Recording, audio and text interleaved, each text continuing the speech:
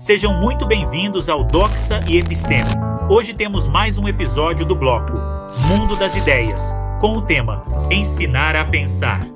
Immanuel Kant. Espera-se que o professor desenvolva no seu aluno, em primeiro lugar, o homem de entendimento, depois, o homem de razão e, finalmente, o homem de instrução. Este procedimento tem a vantagem de que, mesmo que, como acontece habitualmente, o aluno nunca alcance a fase final, ele terá, ainda assim, beneficiado da sua aprendizagem. Terá adquirido experiência e se tornará mais inteligente, se não para a escola, pelo menos para a vida. Se invertermos este método, o aluno imita uma espécie de razão, ainda antes de o seu entendimento se ter desenvolvido. Ele terá uma ciência emprestada que usa não como algo que, por assim dizer, cresceu nele, mas como algo que lhe foi dependurado. A aptidão intelectual é tão infrutífera como sempre foi, mas ao mesmo tempo foi corrompida em um grau muito maior pela ilusão de sabedoria. Por essa razão, não é infrequente encontrarmos homens de instrução, estritamente falando, pessoas que têm estudos, que mostram pouco entendimento. É por isso também que as academias enviam ao mundo mais pessoas com suas cabeças cheias de inanidades do que qualquer outra instituição pública. Em suma, o entendimento não deve aprender pensamentos, mas a pensar. Deve ser conduzido, se assim nos quisermos exprimir, mas não levado em ombros, para que no futuro seja capaz de caminhar por si e sem tropeçar. A natureza peculiar da própria filosofia exige um método de ensino assim.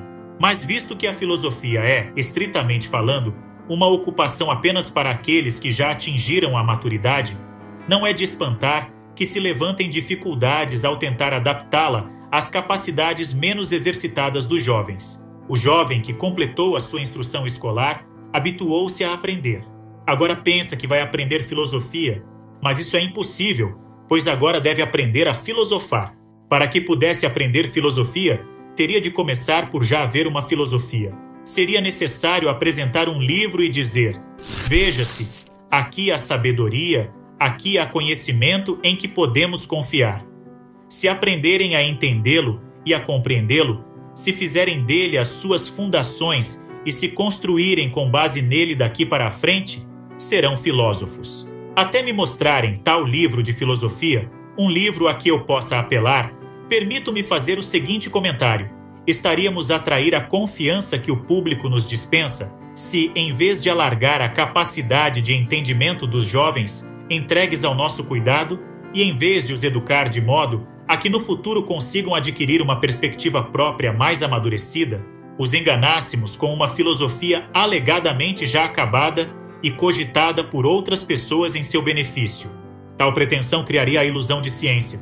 Essa ilusão, só em certos lugares e entre certas pessoas, é aceita como moeda legítima. Contudo, em todos os outros lugares, é rejeitada como moeda falsa. O método de instrução próprio da filosofia é zetético, como disseram alguns filósofos da antiguidade, diz Taine.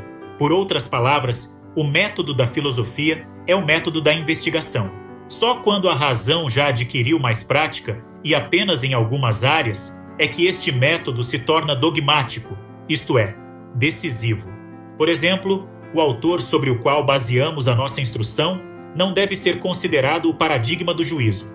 Ao invés, deve ser encarado como uma ocasião para que cada um de nós forme um juízo sobre ele, e até mesmo, na verdade, contra ele. O que o aluno realmente procura é proficiência no método de refletir e fazer inferências por si, e só essa proficiência lhe pode ser útil. Quanto ao conhecimento positivo, que ele poderá talvez vir a adquirir ao mesmo tempo, isso terá de ser considerado uma consequência acidental. Para que a colheita de tal conhecimento seja abundante, basta que o aluno semeie em si as fecundas raízes deste método. A reflexão de Immanuel Kant sobre o ensino e a educação é um convite à reavaliação dos métodos pedagógicos e da própria natureza do conhecimento. Kant argumenta que a formação do aluno deve ser gradual e que o verdadeiro objetivo da educação não deve ser apenas transmitir informações, mas sim desenvolver a capacidade crítica e a habilidade de pensar de forma independente. Hierarquia do aprendizado. Kant propõe uma sequência clara no desenvolvimento do estudante. Primeiro, o homem de entendimento, depois, o homem de razão e, finalmente, o homem de instrução. Essa hierarquia sugere que a verdadeira educação vai além da mera acumulação de conhecimento. Ela exige a formação do entendimento e da razão. A crítica implícita ao modelo educacional tradicional é notável. Kant alerta para os riscos de um ensino que prioriza a memorização e a imitação, em vez de fomentar um pensamento crítico autônomo. A ilusão da sabedoria. A menção à ilusão de sabedoria é particularmente provocativa. Kant critica a superficialidade do conhecimento que não é internalizado.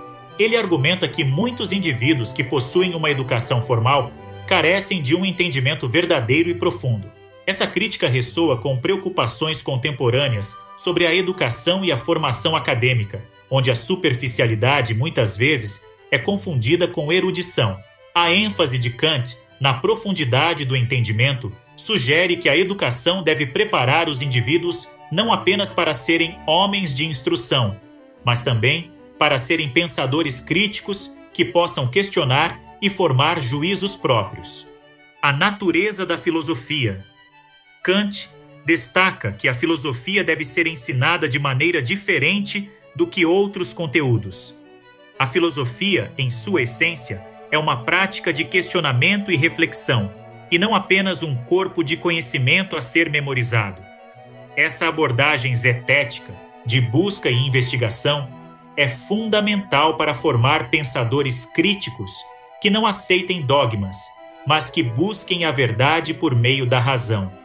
Esse ponto é especialmente relevante em um mundo onde o pensamento crítico e a capacidade de questionar informações são mais importantes do que nunca, dada a disseminação de informações frequentemente imprecisas ou enganosas.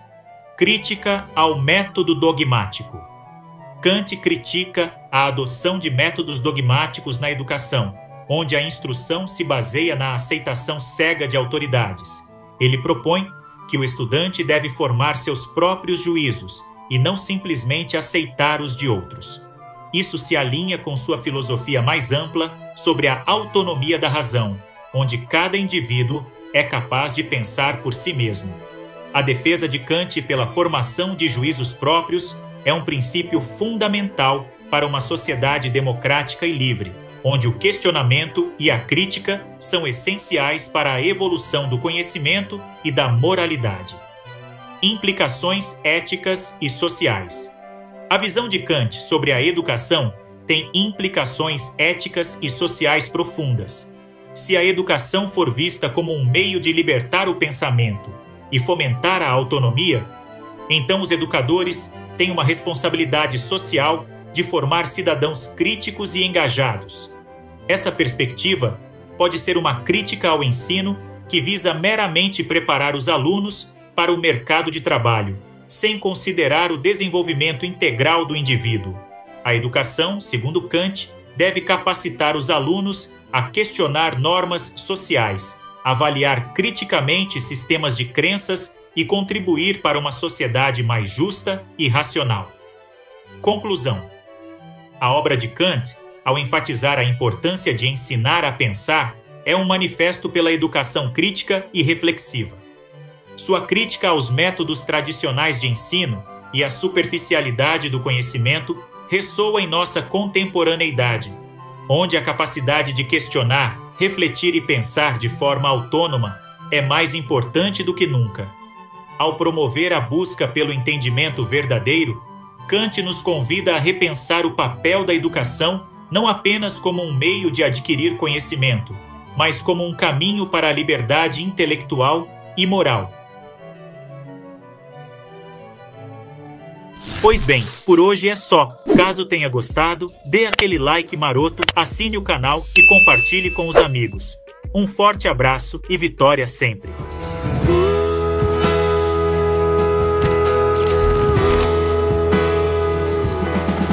No canal do pensamento, debatendo a existência, a busca do conhecimento é a nossa resistência. Resistência! A nossa resistência, sim.